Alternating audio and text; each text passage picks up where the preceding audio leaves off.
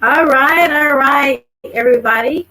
Well, we're going to give a few more minutes for everybody to get in. We're back to the old technology. I hope you guys still remember the theme music of Your Voice. And if you don't know, welcome to Your Voice. I'm your host, Sonia Graham, and again, the author of It's Time to Uncover Your Original Blueprint. We thank you for tuning in. We have an amazing show today, very important. And we're praying that with the amazing panel we have today, that you guys will have some takeaways that you can share with your family and friends, and that will be beneficial and help you in your own life as well. So as an author for It's Time to Uncover the Original Blueprint, basically the concept of the book, it uncovers passive assimilation. So make sure you're living your own life on purpose, and make sure you can find the book at walmart.com, target.com, or you can find it on Amazon. And it's Time to Uncover Your Original Blueprint, 10 steps to uncover the real you and your purpose. So getting into the show today, we have some amazing panelists, and I'm going to actually put my glasses on so I don't make a mistake when I tell you how amazing they are. So the first guest I want to introduce you, his name is Sean Small. Hey, Sean. Hello. Good to be with you.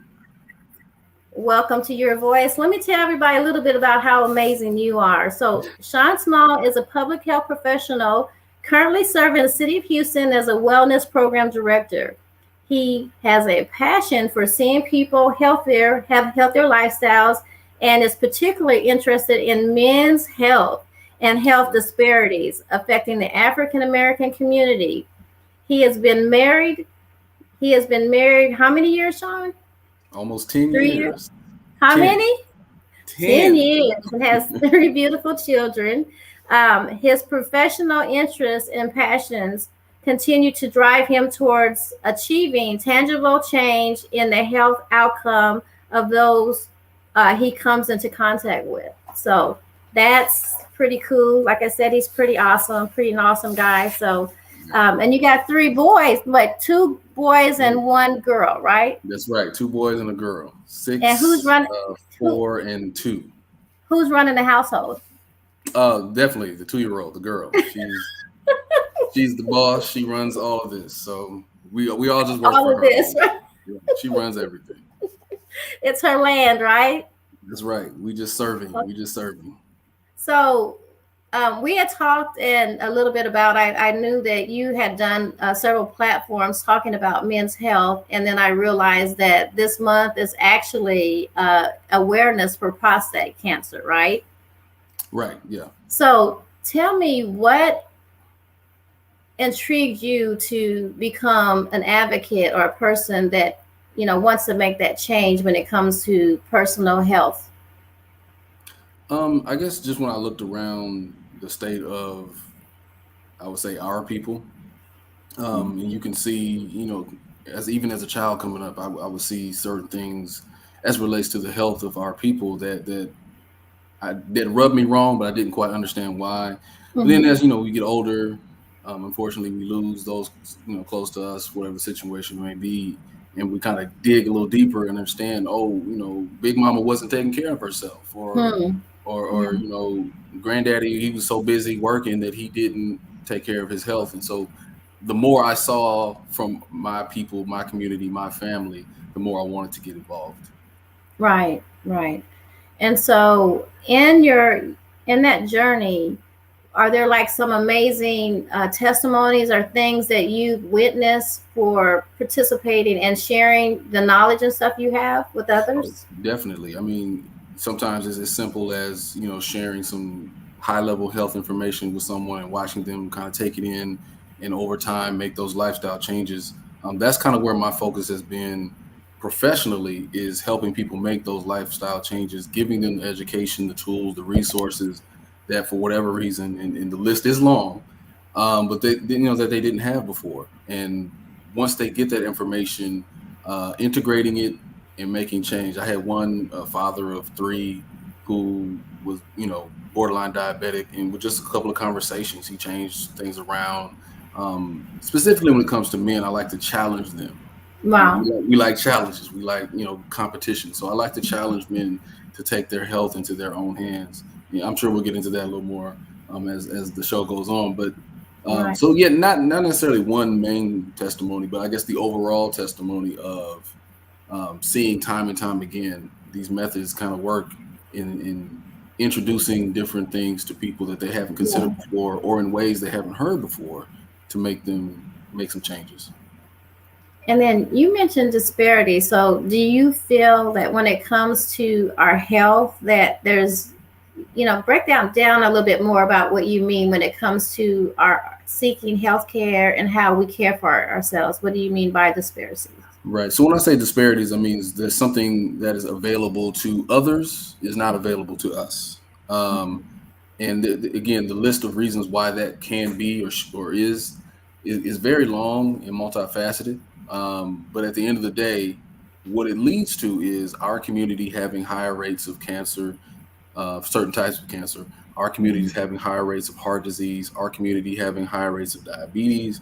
Our men having the lowest life expectancy of any group Wow. in the United States. So these are the receipts, if you will, of those health disparities that I try to address and have a passion for attacking.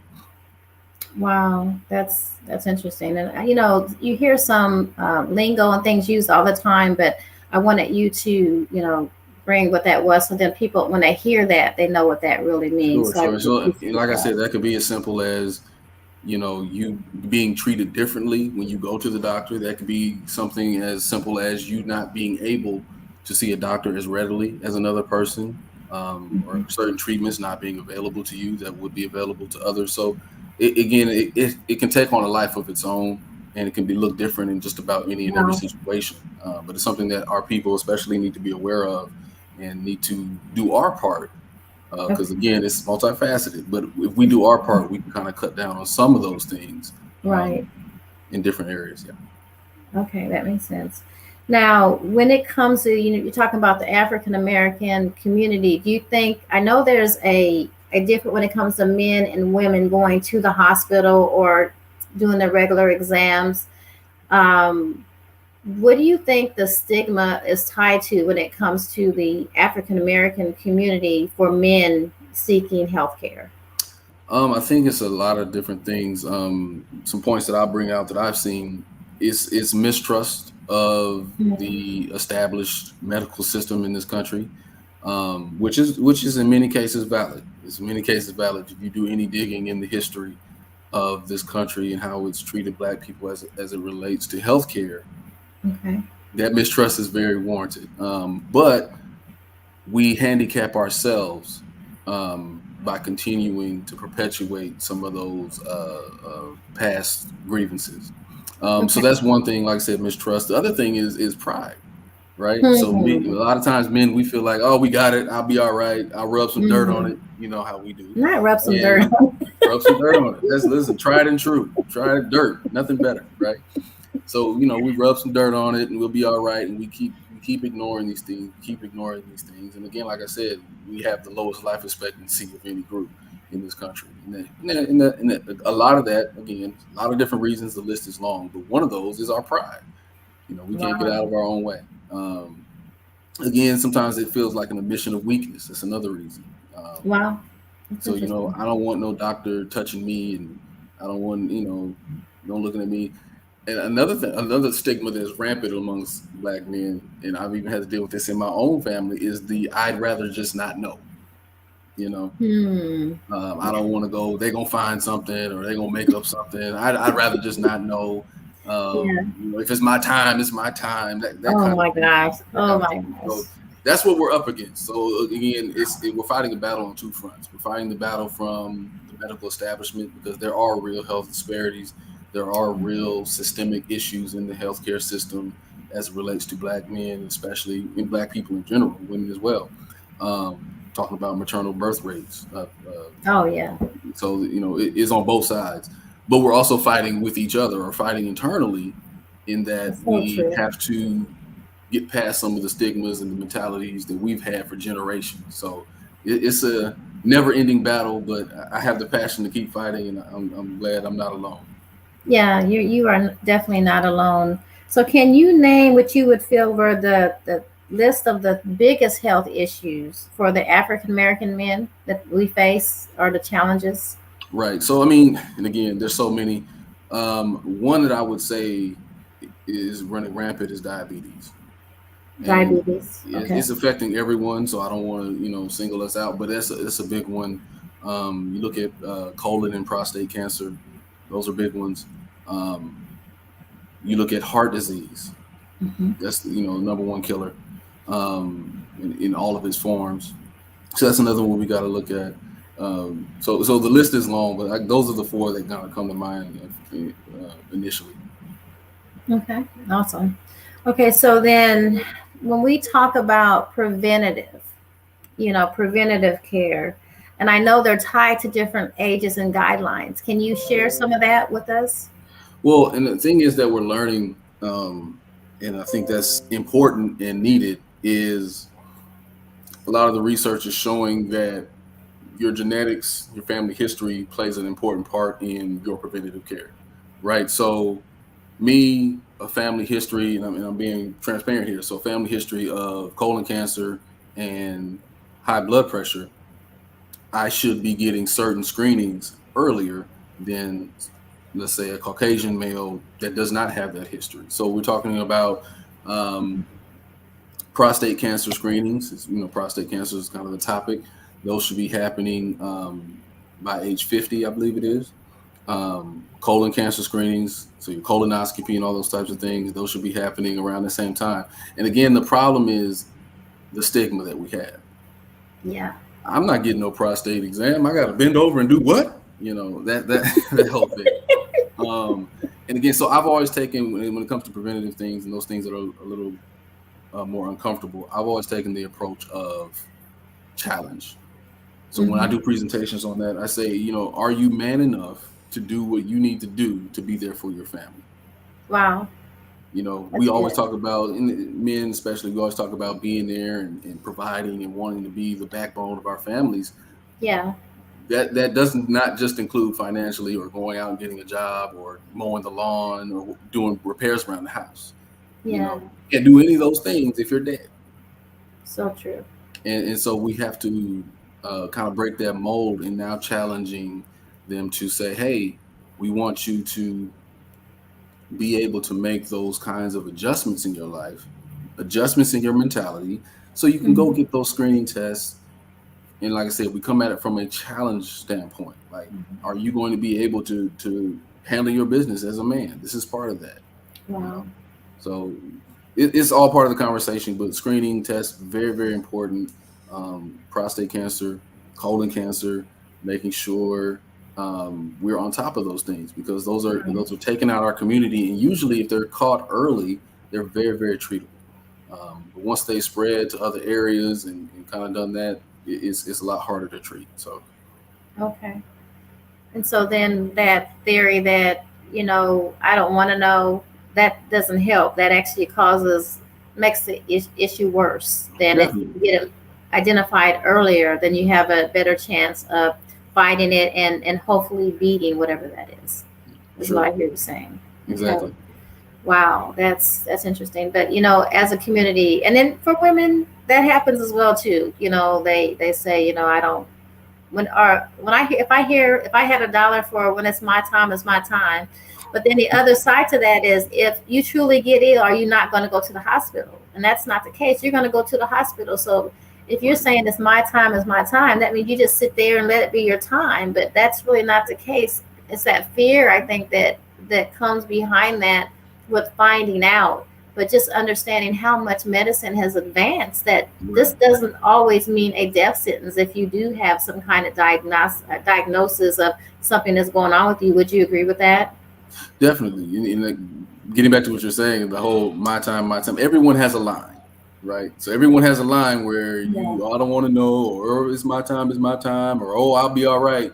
But whether with that pain or that those Mhm. problems get to a point, now you're ready to go. Now you're ready to seek medical attention. But many times it's too late at that point, like we said. So Yeah. everyone has a line.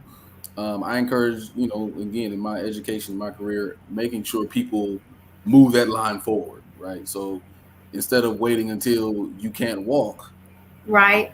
you know, when you first notice something, wrong, start the process then instead of waiting, like I said, till it's too late. So always talking about moving that line through education, through improving access to resources, and so it's a never ending battle. Right. We looks like we have a question there. Sean, can you read it? Sure. Like I says, my husband died of colorectal cancer. Should my son be screened earlier than the average person? Yes, definitely. Family history should be 5 to 10 years earlier than the recommended guidelines. And I'm actually in that boat myself. So my grandfather, maternal grandfather, passed away from colorectal cancer as well. So that's something that I'm going to have to start a little earlier as well. So yes, definitely, great question. Thank you. And so 5 years earlier than the regular time that would be you'd wait for based on. Right, and I think colorectal cancer, the normal guideline is, I believe, 50 years old. I have to check that to make sure I'm Okay. 100%. Yeah, But I believe we it's can. And 45 to 50 years old. Micheline can probably speak to a lot of that when we Right, get to her. right. She'll be able to speak to that. But that's really good because so then the person doesn't have to your genetics or your maternal or paternal Well, your family history, right? that the history. So they don't have to have died from it. But if they even have it, then it's a Yes, okay. All yes. right. So then we'll, as we get further into the show, we'll have those guidelines or recommend ages a little bit more when we talk to Micheline Hamilton about that. But that's Sounds really good. a good question. I'm just looking at the thing. Let's see if we have any other questions that go to what we just kind of chimed in about. Um, so Sean, I want to give you like with this show, it's a conversation. Right. So I've asked you some questions, and now I just want you to talk like these people in your living room. What are some things that if they were coming over to watch a show or hang out with you that you would want to talk to them about? And be real with them. Right, So they right. can get something. Would you like to share with them? Um, I guess one of the things that I kind of touched on a little bit, but going into it a little more detail is, so again, like you said, if we were just sitting around in the living room, I would speak to the fact that uh, making sure we break generational curses from a health standpoint. Because if my sons, again, I have two sons, 6 years old, 4 years old. So if my sons see I'm not taking care of myself from a health standpoint, they're less likely to do so. So we always talk about as a community, how do we rise? How do we continue to better ourselves? That's one major way is breaking that stigma. And again, I just call it a generational curse because it leads us down these dark pathways as it relates to our Yeah. health. The other thing I would, since I'm kind of just riffing, Yes. the other thing, we have to stop eating like we on the plantation. Yeah. It's just Does that that mean simple. like no fried food? What you I'm mean? not saying no, and this is the thing. So a big part of my job and a big part of my professional training has been in diet and nutrition and its effect on the body. But I'm not. I preach moderation, especially Mhm. to start. One of the Okay. things I say when I teach classes, I say, go or start as you intend to go. Right. Hmm. So don't just wake up one morning, jump out of bed, and say, "I'm never having fried food again." I guarantee you do that. The first 5 things you see are gonna be like Popeye's chicken ads. They're gonna Mm, be Joe's fried fish shack ads. Like you go, everything you're gonna see, and it's gonna be really, really hard. If yes. you want to start as you intend to go, right? So Okay. say, hey, maybe once a week. If I normally do 5 days a week, now I'm doing 1 day a week, or those types of things. And then once you have that locked in, maybe you can assess if you want to cut down even more. And again, we're just talking about fried food, but it's everything. It's everything. Yeah. Another like our community, and trust me, I've done the reading and the research. If you look at our community's relationship with food, it's a very, very interesting dynamic. But if you take it all the way back to slavery, we ate what we were given. Okay, we're not on the plantation anymore. Hmm. We were freed in 1863 or 65, which one you want to use. But we've been free for a while. Yeah. And that's not to say we don't still face barriers. I understand there are food deserts, and access to healthy food is not always Yeah. That's true. available. I understand the stigma that eating healthier costs less, or it costs more. I would like to challenge that though, because eating healthier costs more seemingly, but when you go into McDonald's 3 times a week, that's money that could be used to go to the grocery store and buy some groceries. So again, I understand there's barriers, but we have to make strides in how we eat and how we take care of ourselves from a nutritional standpoint. Right. um, Another thing I guess I would like to kind of point out, I know a lot of times, as men, we don't do anything unless we are, what's the word I want to use, gently pushed in the right direction. Ah.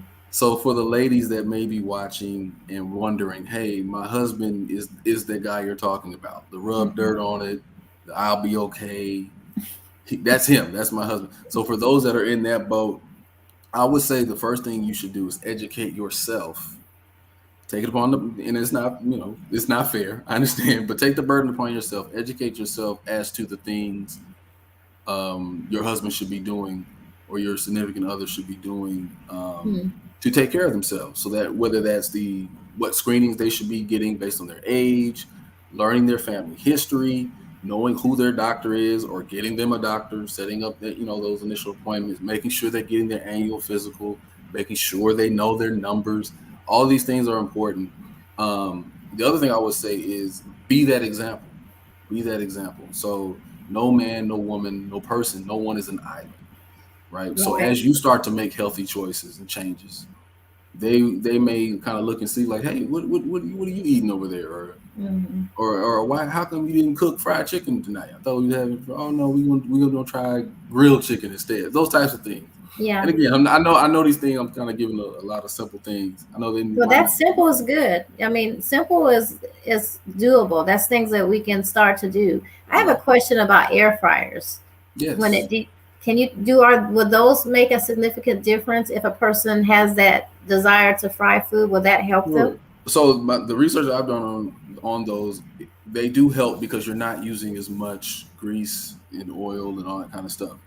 You still have the breading, which kind of has some issues, but you're not using as much of the oil and the grease and those types of things. So yes, Okay. again, if you must, that would be a better way to do it. Yes. Okay. Air fryers, everybody, get your air fryer.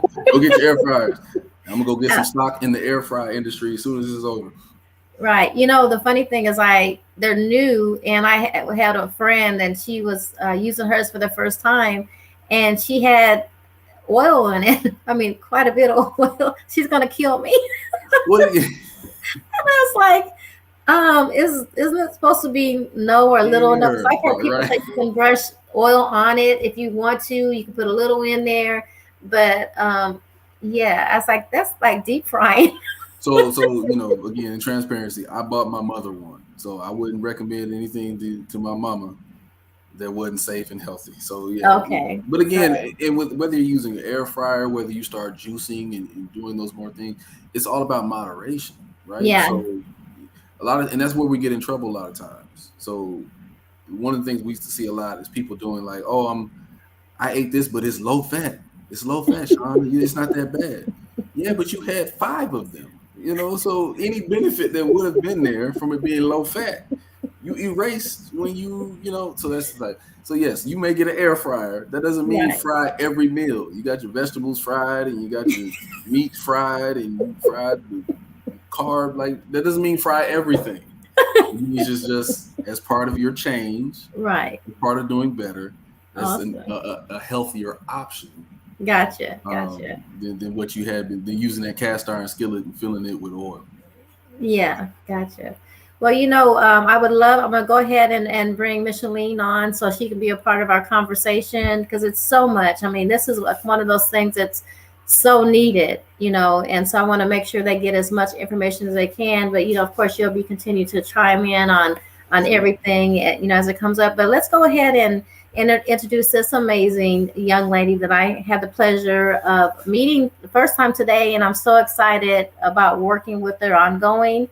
But her name is Micheline Hamilton, and her credentials are MSN RN-BC NEA-BC. So she has it's a Master of Science prepared registered nurse with board certified in ambulatory care, and she's also a nurse executive board. Let's see, she also has a nurse executive board certification. She has been a nurse for a little over 29 years, and she is employed with Harris Health Systems in Houston. Um, she is Houston, Texas, as part of the executive leadership team. Her current role is the administrative director of nursing for the specialty care clinics. Um, she is a doctor of nursing practical student at the University of Texas Health Science Center of San Antonio. She's done a lot. She's worked closely with many providers affiliated with the University of Texas Health Science Center as well as MD Anderson Cancer Center for over 25 years, which includes urologists who specializes in men's health, which is wonderful for us. So I'm going to go ahead and bring Oh, Micheline on. Thank you. I'm so sorry that I roughly went through all your amazing credentials, but just know she's amazing, everybody. And well, so I thank know you. like a lot of the time, dates, and stuff you'll be able to answer for us, but thank you so much for taking the time to be on your Voice Talk show. Absolutely. Thank you so much. Good evening, everyone. And thank you, Sonia, for that really wonderful introduction. Thank you so much. Sean did a fantastic job in just kind of going over some, screening and the importance of men's health in general, just health maintenance in general. But since this month is Prostate Month, I would like to start by just briefly discussing prostate health. And so we can kind of just start there. Just want to provide a little bit more information. Actually, it's a perfect segue because Sean and Sonia both actually talked about the disparity in what we can do as far as our part and our responsibility in our healthcare. So one of the biggest things is definitely educating ourselves to empower ourselves and being engaged in our healthcare. So I want to take this opportunity just to just talk briefly on two topics, which is, about prostate health, as well as we'll talk a little bit about erectile dysfunction, as this is men's health talk. And so just a quick overview of what the prostate is. It's a small walnut-shaped gland that's located in males, and it produces a fluid. The fluid helps to nourish and also to transport sperm. That's actually what it is. So as men age, it is common that they develop enlargement of the prostate. And the fancy term that you may hear, whether out and about in the news or at your doctor's office, is you may hear them refer to it as either BPH or benign prostatic hypertrophy. This is just simply a fancy name for an enlarged prostate. So some of the symptoms that are associated with the enlarged prostate include like frequent urination or an urgent sense of need to urinate. You may also experience increased frequency of urination, mostly at night. You may discover that you have difficulty starting urination, perhaps a weak urine stream, or you might identify or observe that your urine stream actually stops and starts. And so that's another symptom there. One other symptom is also you may feel like you're unable to completely empty the bladder. So many times these are the type of symptoms that bring the patients in to actually see their doctors to seek healthcare. I just want you to know, though, that there are several effective treatments for number one, enlarged prostates, which include medications, minimally invasive procedures, therapies, and surgeries as well. That can be an option. And these are the things that you can definitely discuss with your doctor as far as treatment is concerned. But again, the big takeaway is identifying these things early and having those conversations with your doctor to establish different treatments or what your needs, specific needs may be. But also in the absence of those symptoms, it is very important to follow the recommended guidelines for prostate screening that Sean briefly touched on, and I can just kind of go over a couple of those. The average age for men for prostate cancer screening, and that's men of average risk. This is men that might not necessarily have family with prostate cancer, history of prostate cancer, and that expect to live at least another 10 years or more. So that average age for that screening for prostate cancer screening, which is a PSA test, is the age of 50. Now, starting around the age of 45 for men who are at high risk, and high risk is defined as men in general, or more specifically, even African-American men are at higher risk. As a matter of fact, 1 in 8 African-American men will most likely have prostate cancer in their lifetime. Wow. So at the higher risk, it's those that may have a relative, such as a father or a brother, that's called a first degree relative, that have prostate cancer or were diagnosed at an early age. It's recommended that they start testing at around 45. Okay. And for men that are around the age of 40 that are at even higher risk, that those are the ones that have maybe more than one relative family member that has prostate that was also diagnosed at an earlier age. And so there's some staging there. It can start as early as 40. But definitely, if you're having any of those symptoms that I mentioned earlier, you definitely want to make an appointment for further discussion and assessment by your doctor. So early detection is very critical. Again, that was mentioned by Sean as well as Sonia in the previous conversation. Early screening and detection is very critical for your doctor to be able to provide you with the best treatment options and also to improve your health outcomes. So screening is very, very important. And I can go on here just briefly. I wanted to touch on something else that I think Sean also briefly mentioned regarding, what women and how we can help to facilitate this. And so for many of the women, right, for the women that may be on the call or that might view this at a later time, you may ask yourself, how can we as women encourage the men in our lives to get screening? And so we know that men's health is just not something that men like to talk about. Yeah, and I think that one of the most important things that we can do as women is just to try to make the conversation a little easier by being the one to bring it up, initiating conversations about health, and perhaps even scheduling or helping facilitate to schedule the screening appointments, the necessary health maintenance screening appointments that are needed. And in general, just trying to make a safe space where a man can feel comfortable discussing any symptoms that he may be experiencing. Sometimes it just may take you as the woman to gently begin that conversation, and that may help to open the door. So I just wanted to piggyback onto what Sean and both Sonia were speaking to earlier. Very important as women, the men's in our lives, and that's your brothers, your sons, your husbands, significant others, that you might be that avenue to help to get them the care that they need. So those are just some little tidbits that that might help to facilitate that type of communication. That's awesome. Thank you. And then I also wanted to touch just briefly, again, because it is, we're talking about men's health here and speaking about men's sexual health. Another topic that I would like to just briefly touch on that is very important also to men's health is erectile dysfunction.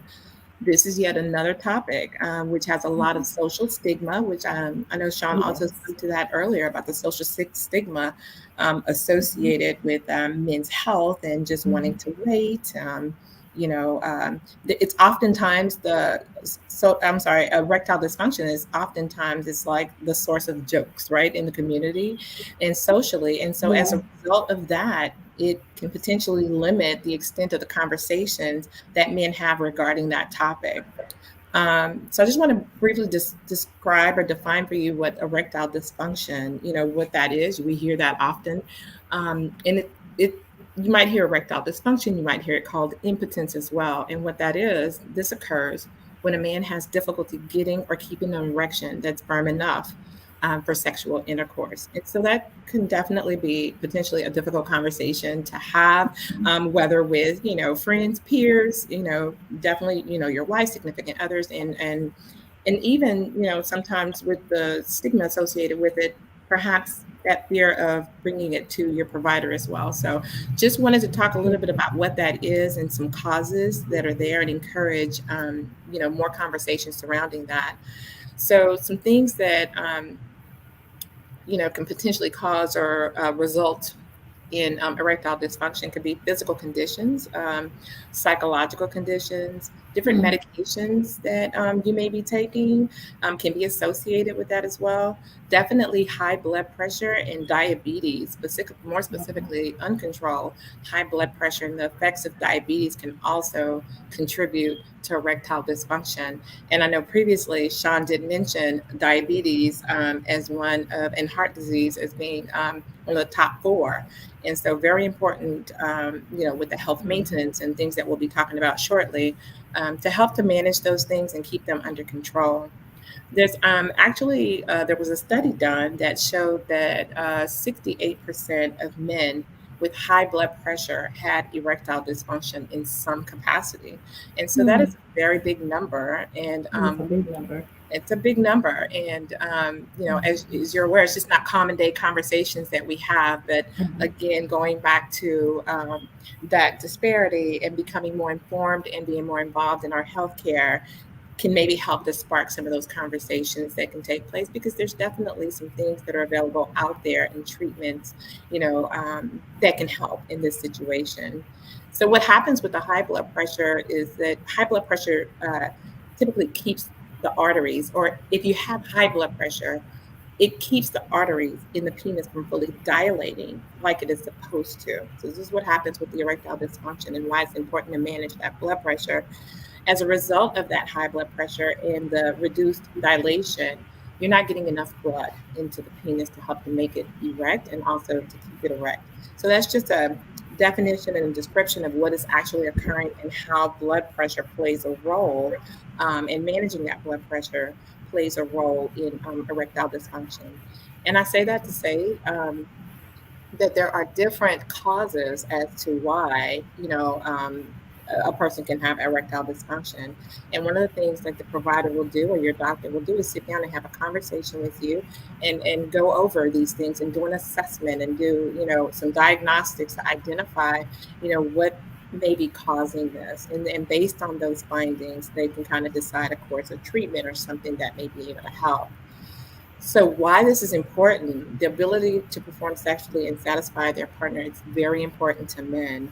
The decreased ability to do that can lead to feelings of inadequacy, depression, and oftentimes we hear about different failed relationships and such.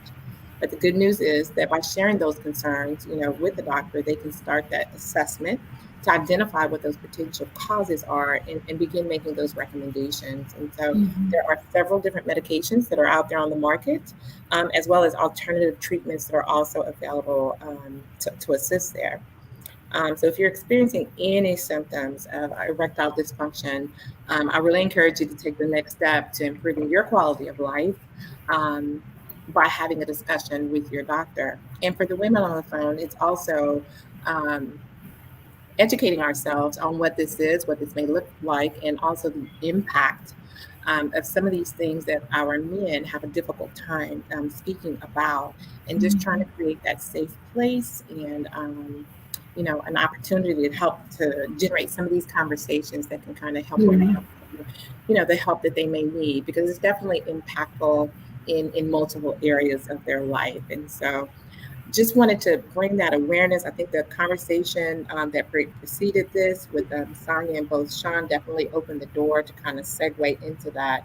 A lot of stigma associated with men's health. Yes. I think that this is a really great start by having these discussions to help to educate ourselves, create the awareness, and hopefully create some really good conversations in order for our men to be able to get the help that they definitely need and deserve. And if I can kind of piggyback on the stigmas and things like that is I think when you talk about entertainment and TV, we make fun of so many things that are serious. Absolutely. So for example, when you talk about erectile dysfunction, everybody talks about, you think about Viagra, and then you see on TV and movies, they talk about how, if you use it, this is going to happen. And so some people are really influenced by that in ways that they don't know if it's real or not, but it's something they show the worst of everything. And so then they think that if I do that, that's going to happen to me, or that's the only alternative treatment. And so I think society and our exposure to different media doesn't help us with some of those stigmas. I think we have a question. What's that question say? Absolutely. I do see a question. Okay. The effects of blood pressure pills on erection. So definitely that kind of went back to what I was speaking to earlier. There are different medications, and most specifically some blood pressure medications that actually do, as a side effect, have an impact on erection. So definitely that could be a cause for erectile dysfunction. But those are those conversations that you have with your provider. They will go over your medication list with you and identify if there's something there. So actually that goes both ways. There's different medications that cause a different, more excitatory, impact as well. So medications definitely do potentially play a role in your particular cause. Okay, great. One of the things, Micheline, I would like to share with them that we both know Dr. Johnson that has access to what's called, or he's created a platform that's called Genesis Medical Diagnostic. And the beauty of this platform is that we know that we talk about disparity, we talk about insurance. So if you don't have insurance, that can be a big deterrent with going to see what's going on with you. But with this platform, the amazing thing is he's partnered with Quest Laboratories. And so you can actually order these tests on your own and see where you're at. For example, Micheline, can you go into example like some of the tests that can be the diagnostic tests that you would order, like for prostate, and then the other, I think there's a few other diagnostic tests that deal with men's health. Can you share those as well too? So primarily for prostate, it's the PSA, which is a prostate-specific antigen test that you can order. And like you mentioned, that's on at Genesis Diagnostics. You can definitely order that there. There's multiple other tests. I think just in general in well-being, what's offered through Genesis, as well as tests such as your basic metabolic profile, complete blood count test, different hormonal tests. I mean, it just depends. I mean, it's this particular program that Dr. Johnson has, or the lab, you go in and you order, to your point, your own test, just kind of based on whatever knowledge you may have surrounding that. You would have to then, get those results interpreted. But those are just some of the tests that can begin an assessment to kind of formulate some different opinions and diagnosis as to what may be going on with an individual. And then once they get that diagnosis, it'll let them know that, hey, I need to make an appointment, or, oh, I'm okay, type of thing. Give them a little bit of peace of mind, probably, then instead of doing nothing at all. Absolutely. Yeah. And to your point, does not require an order. So there's that degree of confidentiality that's there as well. Right. So I think it's a really positive thing. It's a really good thing that kind of helps you to put some of your healthcare back into your hands, for sure. Absolutely. And I've displayed the website information on the screen, and it will also be in the link on the show information. So then you guys will have access to that if you can't take all that information down there. So you can actually copy and paste it. When it's in the link, it'll be a little easier to make sure you don't have any typos in that. The other thing I wanted to talk about is telemedicine, to get you guys' feedback on what you think about getting service through telemedicine opposed to in-person visits. I can probably just jump in if I could. I'll start with that. That is definitely something that we utilize at Harris Health. I think it's a great addition especially in these times. And COVID helped us to realize that in certain regards a lot faster. So I think it's a really great addition, but I do at the same time believe that there has to be that periodic face to face. There are different systems that are available out there to facilitate the virtual visit, such as, you might have some people that do telephonic, which is not really highly recommended, where it's just over the phone. But if there's that visual component, the provider's able to look at the patient and able to identify maybe any, subtle signs and symptoms or changes within that patient, a virtual platform is definitely a very viable, and it's a good platform when the patient is not able to make it to the provider, or it's something as simple enough to where we can do it virtually. I think it's a really great platform. It's a good addition for sure. Yeah. And are there some things, Sean, that what is your feedback on? Well, I was gonna piggyback and say I agree wholeheartedly. Whatever gets you in the door. So if that's the vehicle that gets the ball rolling and gets our men to start engaging with their healthcare, I'm all for it.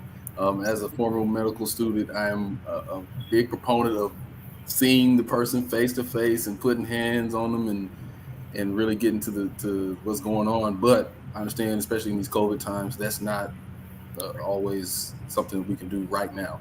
So in lieu of that, definitely, yes. If that's what gets them in the door, then, and some of our men may be more open to that. You'd be at home in your own setting, kind of, in a more comfortable setting. So they may be more open to a virtual visit as opposed to going out to the doctor. So yes, I'm a fan of it.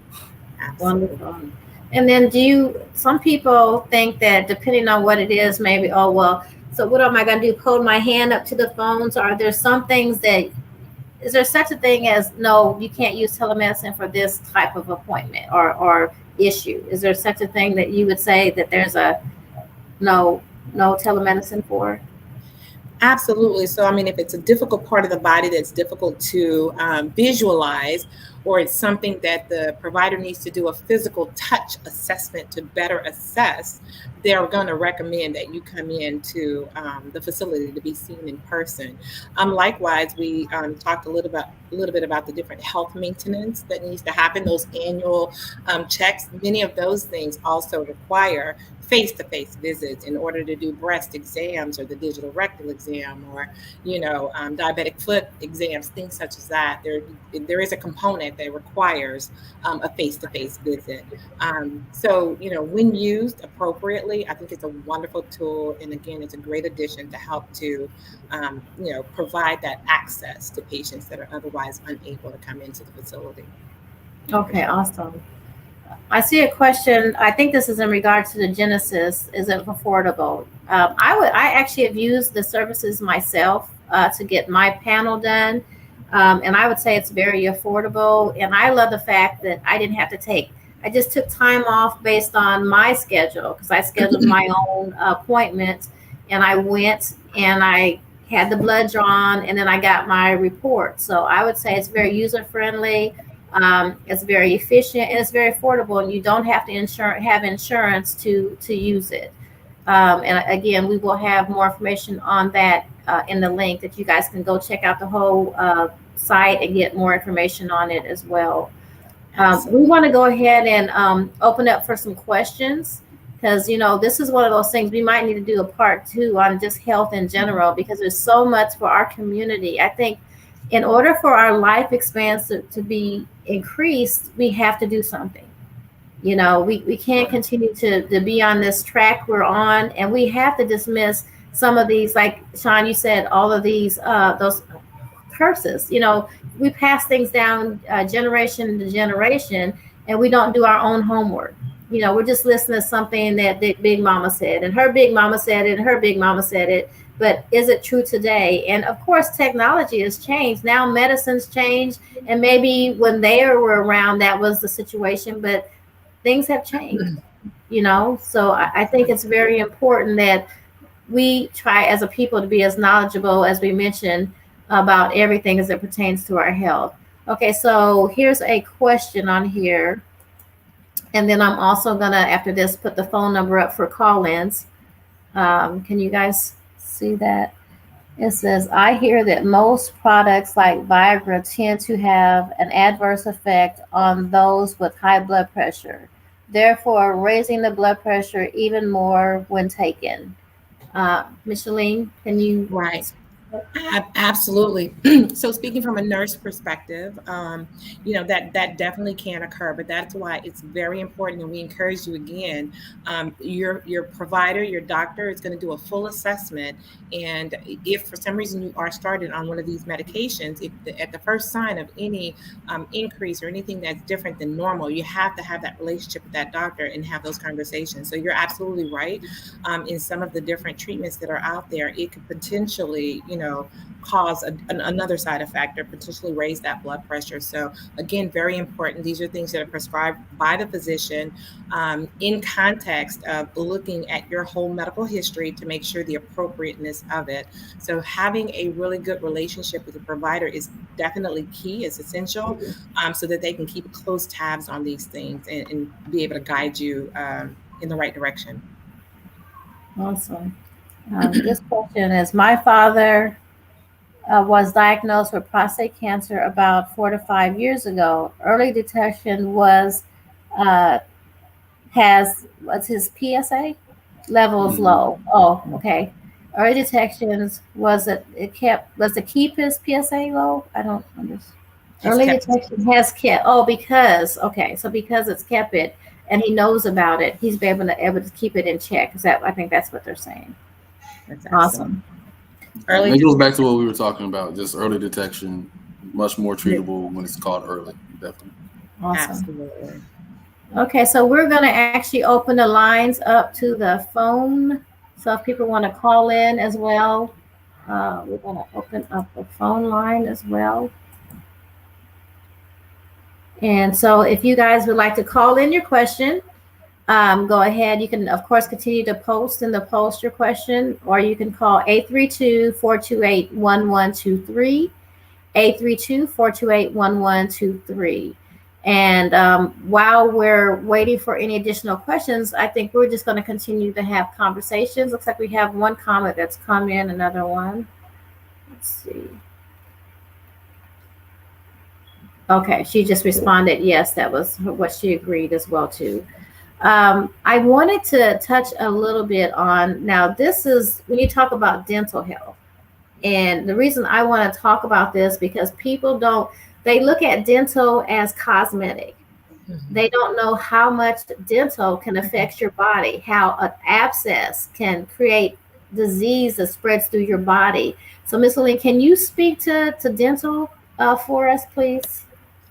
Absolutely. And I think you just really hit on one of the key things. I mean, dental health is very important. Anything that can potentially set up as an infection in your body, it just drains your Please hold. body's resources. And so, very specifically, I work in the specialty care area for Harris Health, and one of my areas is oral surgery. So we see this a lot. Patients with dental caries. I mean, just on the surface, poor dental health, poor dentition, and caries such as that. You're not able to chew your food properly. Let's just start there with on the surface, and not being able to properly chew your food definitely slows or reduces your body's ability to, break that food down, absorb the nutrients from the food. Just the whole digestive process is thrown off. But to kind of touch on what you mentioned about infections, definitely, it is really a major thing. We see this in our emergency rooms a lot. Patients that don't take regular care of their teeth, and they end up with dental caries that turn into infections. They can get abscesses that can turn into neck abscesses. And it's actually, the mortality for that is there, it exists. I mean, I've seen patients that die of this, and you'd be surprised how many patients actually show up in the emergency room for dental caries who have progressed into dental infections, which has turned into neck and throat infections and masses in their throats, or abscesses, should I say, that can obstruct the airway. So something that can be prevented up front by regular dental, care, regular screenings and checkups, at the dentist, can definitely mitigate some of this back end stuff. So it really is critical. So dental health, while to your point, Many people regard it as cosmetic, but it's very important for your health, your digestive processes. And then on the other side of that is if you do get those dental caries and don't get them taken care of in a timely fashion, it can definitely escalate to much worse symptoms and outcomes. Yeah. Also, just keep in mind the links between gum disease and diabetes, as well as heart disease as well. So sometimes we think we're going to the dentist just for teeth, but as she pointed out, there's a lot of connections throughout the body. Again, diabetes being one of them, and heart disease as well. And so that's when you come into people don't understand, like, some people brush their teeth, but the flossing, they don't understand that that's the gum. So the brush is for the teeth, and the brush does help the gums a little bit. But if you have food or anything that's stuck into the gums, then those cause abscess and other issues as well too. And so I've learned, like you talk about deep cleaning, because sometimes you'll go to the dentist and they say, we need to do a deep clean this time.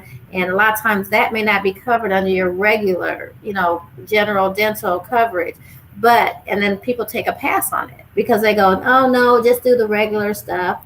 Well, there's a reason for that. That means that you may be borderline or on the way to gum disease, gingivitis and other things that cause bigger issues. So, and I've heard that there's things that they can do even at the dental office, the swab, and actually detect cancer. Is that true as well too?